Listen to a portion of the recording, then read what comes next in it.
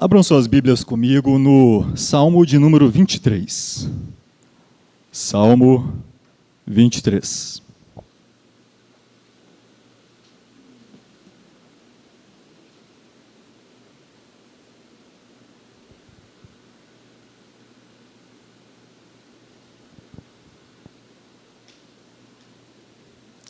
Diz assim: O Senhor é o meu pastor, nada me faltará. Ele me faz repousar em pastos verdejantes. Leva-me para junto das águas de descanso, refrigera minha alma. Guia-me pelas veredas da justiça, por amor do seu nome. Ainda que eu ande pelo vale da sombra da morte, não temerei mal nenhum, porque tu estás comigo. O teu bordão e o teu cajado me consolam. Preparas-me uma mesa na presença dos meus adversários. Unges-me a cabeça com óleo, o meu cálice transborda. Bondade e misericórdia certamente me seguirão todos os dias da minha vida, e habitarei na casa do Senhor para todo sempre. Pai, nós louvamos ao Senhor mais uma vez. A sua palavra foi lida, e certamente ela é fonte de vida, Pai, para nós. Nós que em outro tempo fomos mortos, mas achamos vida no Senhor e na sua palavra, que é poder de Deus para todo aquele que nele crê.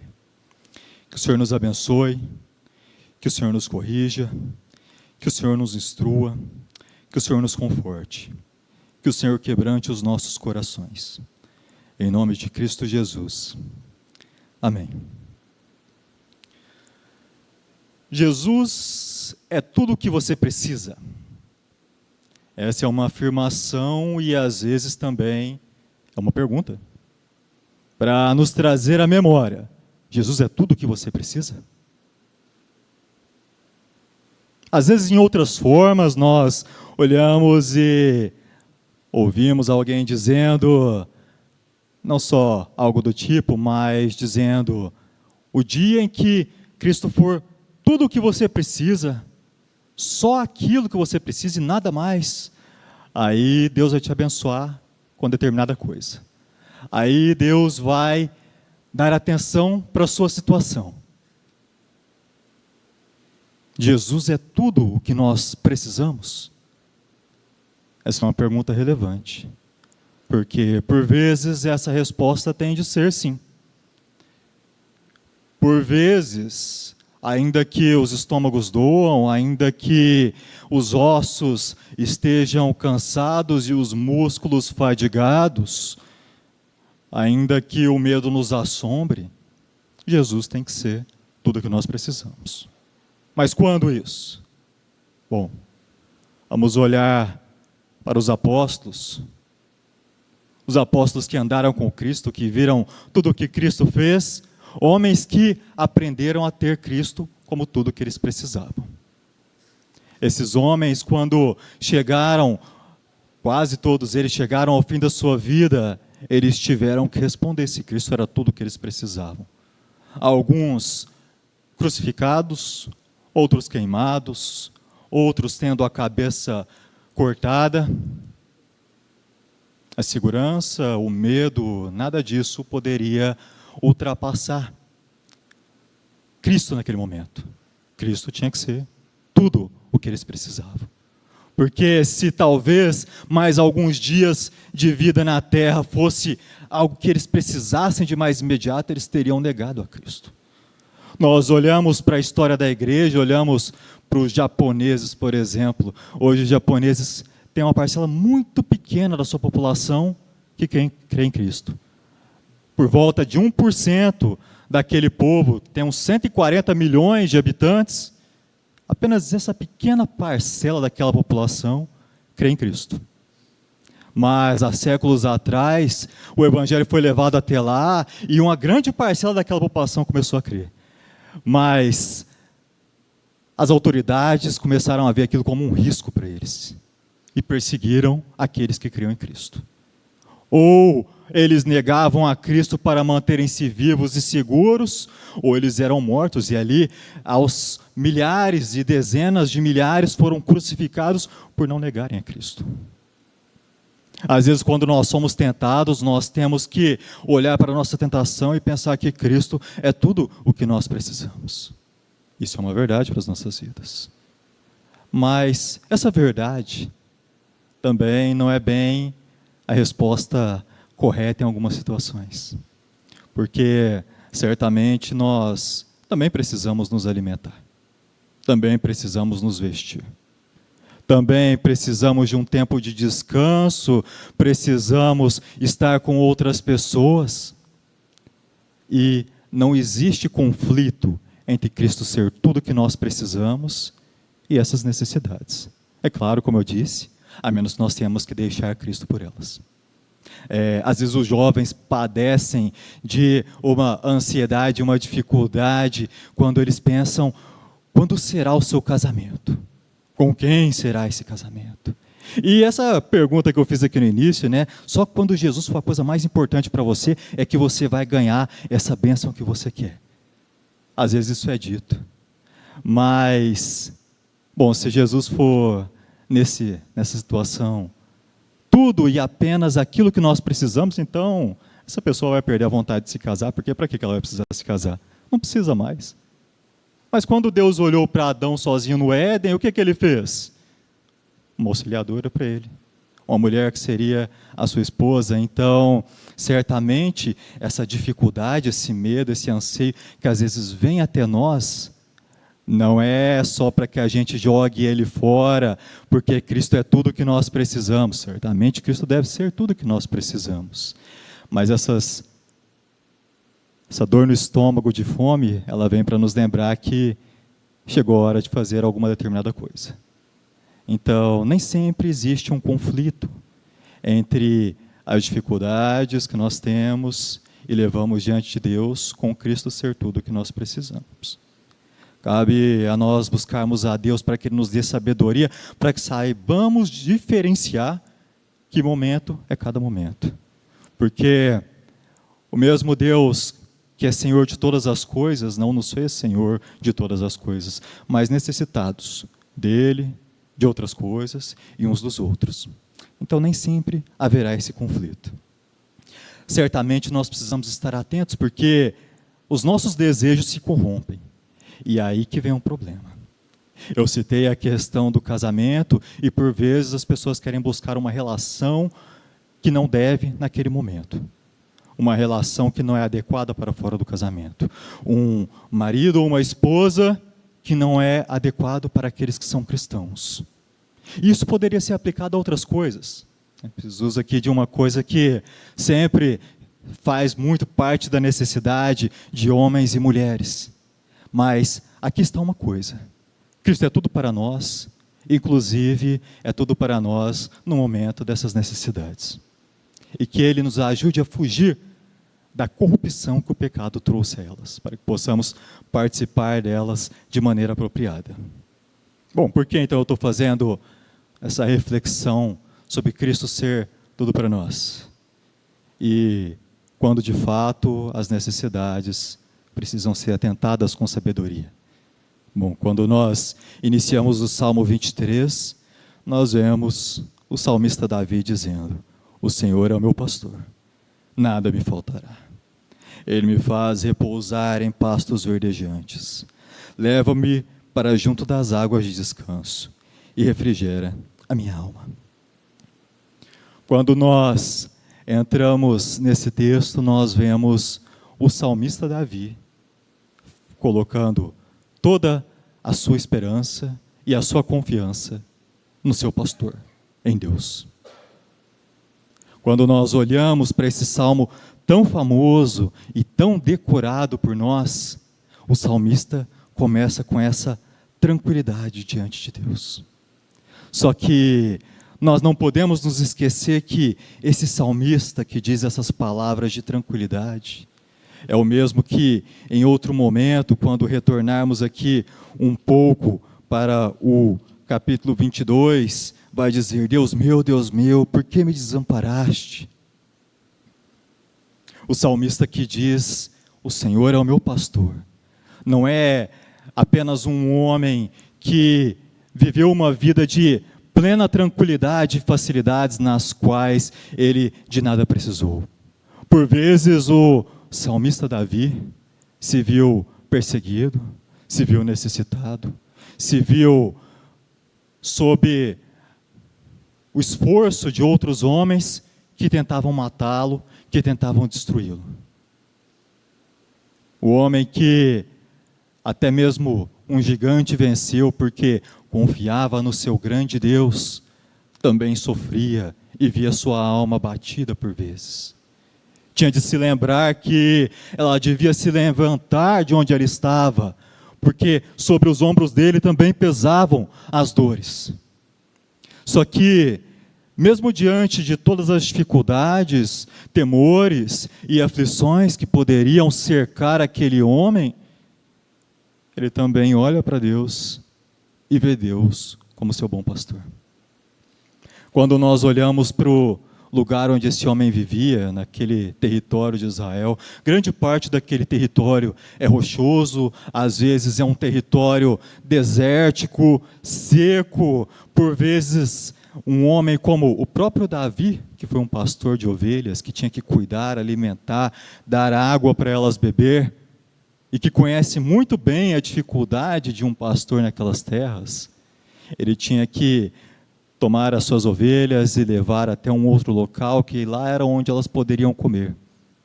Às vezes onde ele estava era um local seco. O pasto verde ali é quando, pela graça de Deus, as gramas cresciam, mas nem sempre elas eram verdejantes. Esse homem conhecia de fato a dificuldade das ovelhas. Ele cuidava delas. Isso era claro para ele. E isso é claro para as nossas vidas também. Porque às vezes os pastos são secos. Parece que falta água. Ou a água é perigosa para se chegar perto e tomar um pouco dela. Talvez pareça suja, turva e preocupante. Porque as ovelhas tinham medo de águas perigosas. A água estava ali e às vezes elas evitavam tomar. Ainda que estivessem com sede. Mas este homem olha, conhecendo as dificuldades de se ser uma ovelha, de se cuidar de uma ovelha ali. Ele olha para o seu Senhor, e no seu Senhor, no seu pastor, ele vê aquele que o faz repousar em pastos verdejantes, que o leva para as águas tranquilas. Muito mais, meus irmãos, do que os pastos que Davi estava acostumado, muito mais importante do que se eles eram verdes ou não, eram os olhos de Davi quando olhavam para Deus. Porque eu falei para vocês, e os irmãos sabem, Davi muito sofreu por grande parte da sua vida, mesmo sendo um homem amado por Deus. Muitas vezes ele se viu em dificuldade. E por mais que ele fosse amado por Deus, por mais que ele fosse um homem justo, tivesse uma causa justa, o pecado que aflige as nossas vidas, o pecado que nos derrubou e nos afastou de Deus, ainda que sejamos justos, às vezes nós somos afligidos por conta dele.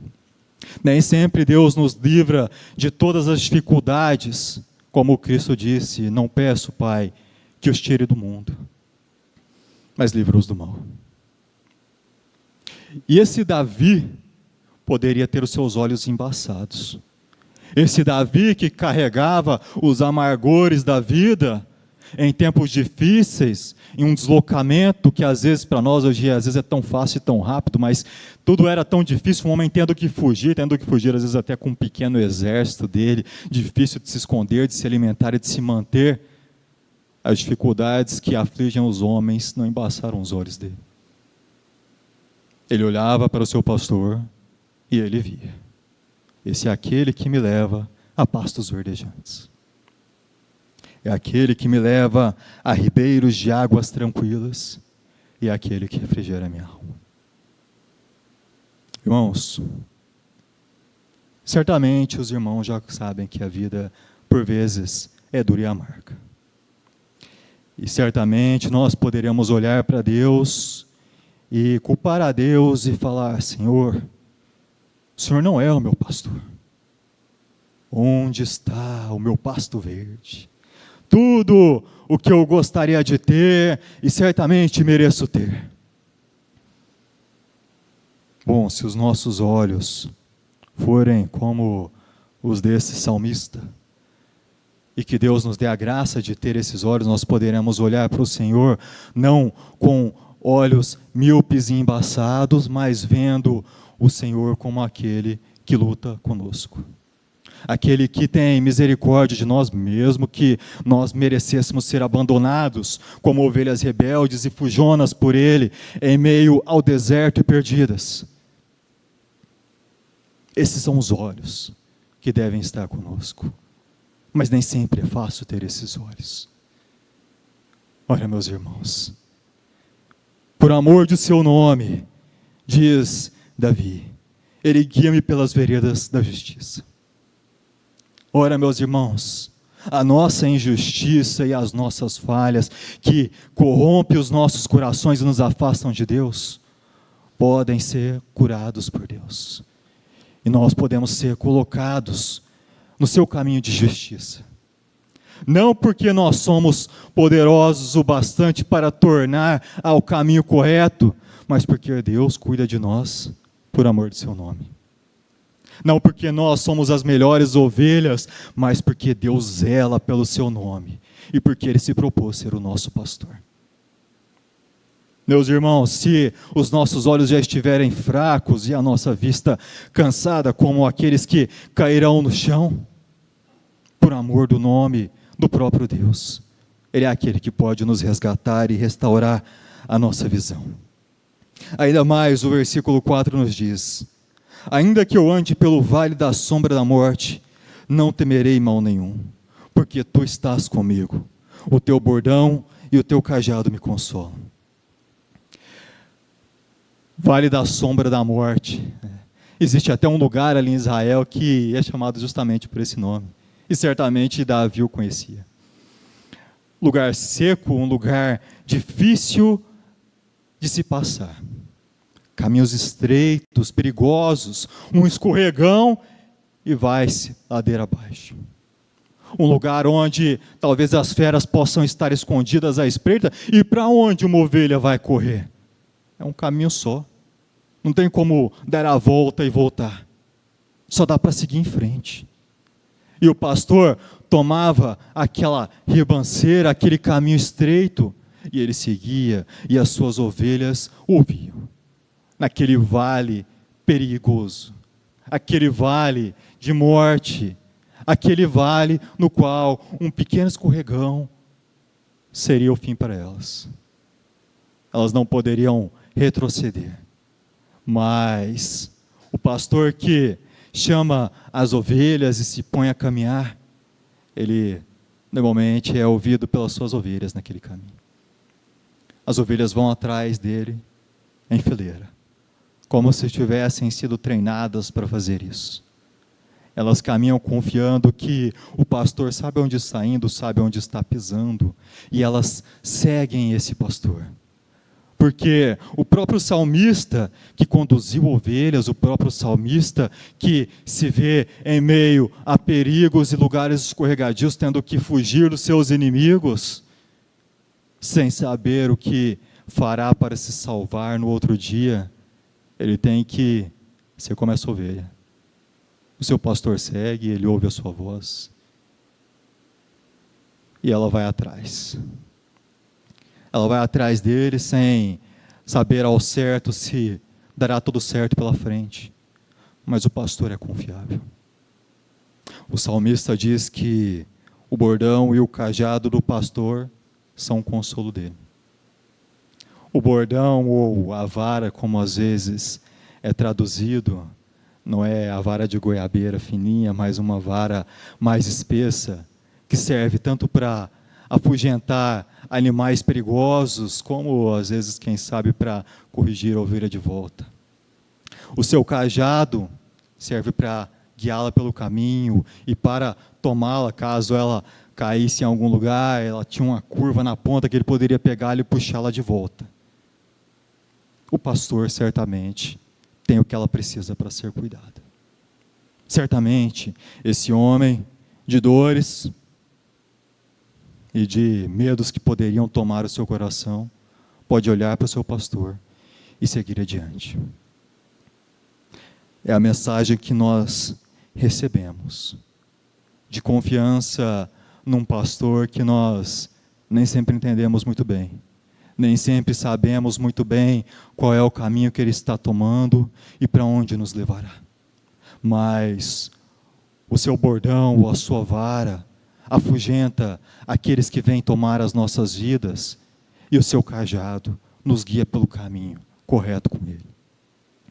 E ele segue dizendo: preparas-me uma mesa na presença dos meus adversários. Unges-me a cabeça com óleo, o meu cálice transborda.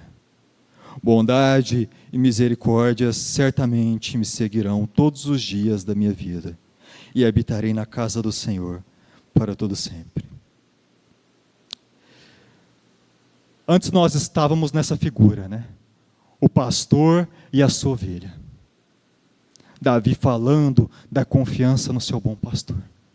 Mas aqui a imagem já muda. Antes nós estávamos numa metáfora, agora Davi traz a vida dele, traz a situação para algo um pouco mais humano. Aquele homem que por vezes teve inimigos que tentaram e buscaram contra a sua vida, como eu já falei aqui, olha para o seu pastor como o seu guardador, que havia prometido que o levaria até um determinado local. E ele olha para ele e confia: este é aquele que prepara uma mesa na presença dos meus inimigos. Ali ele unge a minha cabeça com óleo e o meu cálice transborda. Essas palavras de Davi são todas palavras cheias de significado e cheias de símbolos para nós. Porque este pastor, este Deus, prepara uma mesa. E onde ele prepara uma mesa? Na sua casa. E esse Davi que é recebido na presença daqueles que buscavam destruí-lo, ele tem a sua cabeça ungida com óleo. Isso mostra que na casa do seu Deus e do seu pastor, mesmo que os homens buscassem e intentassem contra ele, ali ele era honrado. Porque quando uma pessoa chegava como visita na casa de alguém e essa pessoa era ungida com algum perfume, as pessoas não tinham tanto hábito de se banhar como nós naquela época, então os perfumes serviam também, tanto como alguma forma de honraria, como uma forma de respeito e como uma forma também de melhorar o ambiente, mas principalmente nesse caso aqui, ungido por Deus com óleo, como demonstração de que com o seu pastor, do seu pastor ele era conhecido. Ainda que os demais não conhecessem, ainda que para os demais ele fosse alvo de sua destruição e de sua perseguição, do seu pastor ele era conhecido. Diante dele, na sua casa, na mesa, diante dos seus inimigos, ele era ungido, ele era honrado. Por quê? Porque ele era ovelha daquele pastor. Ele era amado daquele pastor. Ora, meus irmãos, nós somos chamados para sermos ovelhas do pastoreio do nosso Senhor. E nós que somos afligidos por tantos inimigos como o próprio Cristo foi, Ele, Senhor de todas as coisas, digno de todas as honras e de todo o respeito, que fez-se homem e foi um homem simples, de dores e dificuldades, esquecido e humilhado pelos seus inimigos. Este era servo do Pai aqui. Ele disse: eu vim para fazer a vontade do meu Pai. E este foi recebido pelo Pai, que estava cuidando e zelando pela sua vida aqui. Esse foi guardado pelo Pai. Este foi honrado pelo Pai. Ele foi ungido, inclusive ungido por uma mulher para a sua morte. Ele foi recebido. E esse mesmo Senhor, que foi humilhado pelos homens, o seu cálice transborda, ou seja, homem de honra. Ainda que para os fariseus e escribas ele fosse um grande inimigo. Este homem foi exaltado. Este que também é Deus e Senhor de todos nós. E que, depois de tudo isso, se mostra o nosso bom pastor. Ele mesmo disse: eu sou o bom pastor. Aquele que vier a mim de maneira nenhuma, eu lançarei fora. Em vez do Senhor nos escantear e nos abandonar, em vez do Senhor nos rechaçar, Ele nos recebe. E nós que não tínhamos honra nenhuma, não tínhamos motivo nenhum para sermos aceitos por Ele, somos recebidos diante dos nossos inimigos, em sua casa. Temos as nossas cabeças ungidas e os nossos cálices cheios, porque nós somos recebidos como ovelhas dele. E quem são então os nossos inimigos? Porque por vezes nós podemos e tendemos até a olhar para talvez pessoas que nos tragam dificuldade, não gostem de nós, em meio à nossa vivência aqui. Talvez, de fato, alguns homens possam se fazer nossos inimigos. Mas nós temos inimigos muito maiores para nos preocuparmos.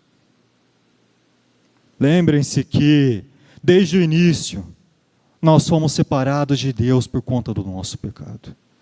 Condenados à morte por Ele. Receberíamos a ira de Deus por conta de tudo.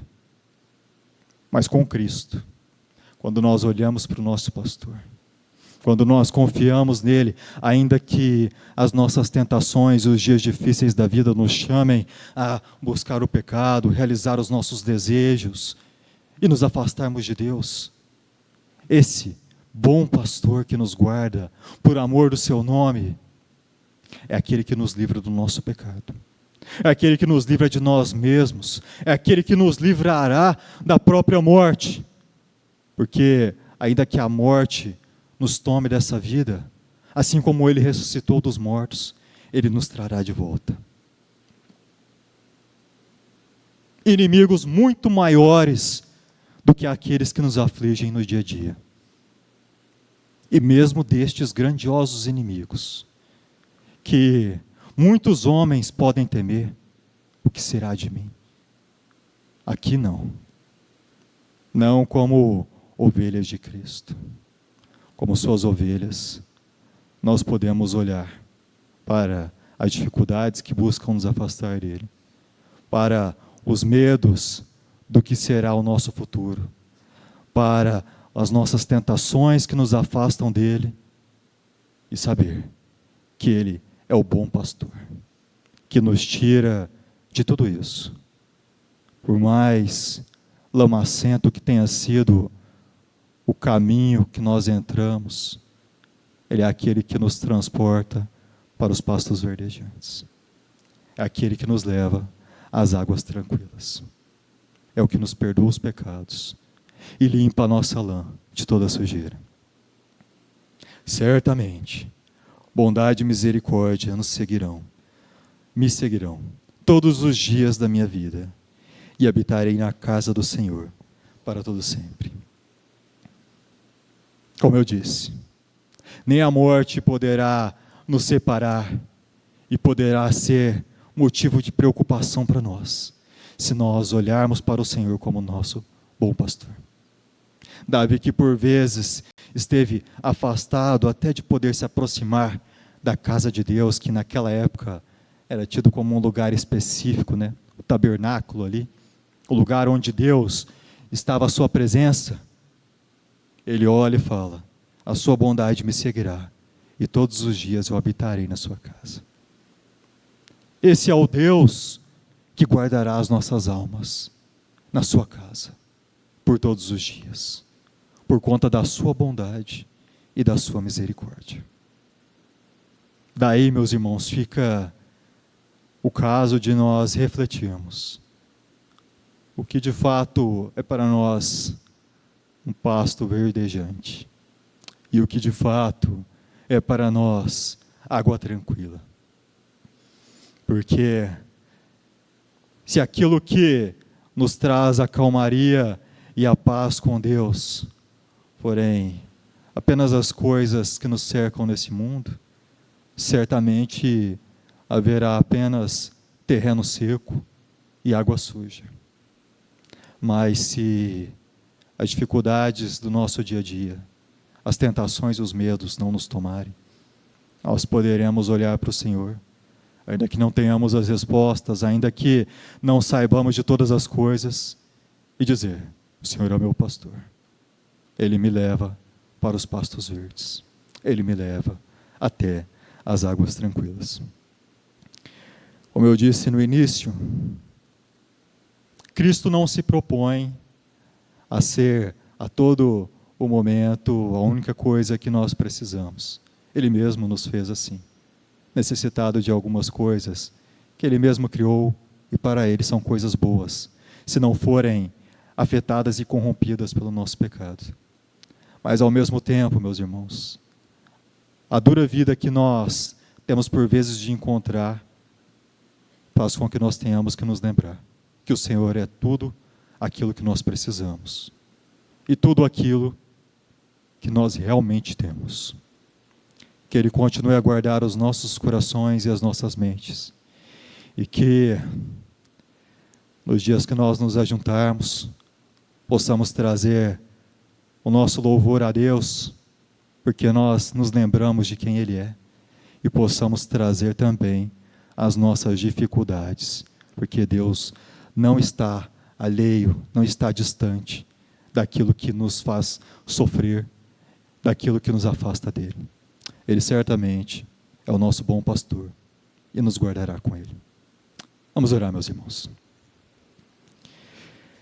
Meu bom Deus, nós louvamos ao Seu nome pela Sua boa palavra. Nós louvamos ao Senhor, meu Deus, porque por vezes os nossos olhos são fracos, meu Deus, embaçados e cansados. O nosso próprio pecado, meu Senhor, nos afasta de Ti. Pedimos, meu Deus, que o Senhor se lembre de nós. Nós ouvimos a Sua voz, meu Deus, como aquele que chamava, e nós que estávamos perdidos, olhamos para o Senhor e achamos no Senhor o bom pastor. Achamos aquele que limpa a sujeira que toma a nossa lã. Achamos aquele, meu Deus, que nos retira deste mundo tão terrível e nos transporta para o reino da Sua paz e da Sua glória. Pai, por vezes, nós vemos e ainda veremos terrenos secos nessa vida. Essa vida está contaminada, Pai, pelo nosso próprio mal, pelo mal que outros também fazem e nos atinge. Mas certamente, meu Deus, no Senhor há esperança. No Senhor há a vida eterna. No Senhor, meu Deus, há aquilo que é necessário para que nós não venhamos a nos afastar de Ti. Antes venhamos a olhar para o Senhor, meu Deus, com esperança, com alegria e com fé, de maneira que os terrenos secos e terríveis que por vezes nos rodeiam possam ser vistos como terrenos verdes, Pai, bons pastos e águas de paz. Que isso seja, meu Deus, antes daquilo que nos rodeia, seja os olhos que nós temos para contigo. O Senhor é o nosso bom Deus, apesar das dificuldades, apesar das aflições. E certamente, meu Deus, elas não nos vencerão e não nos destruirão. Diante delas, o Senhor mesmo prepara a nossa vitória por meio de Cristo. Ali, nós somos abençoados pelo Senhor. Ali, não falta o que beber no nosso cálice. Ali, meu Deus, nós viveremos diante do Senhor, em Sua casa, para todo sempre. Louvado seja o Senhor. Em nome de Cristo Jesus. Amém e amém.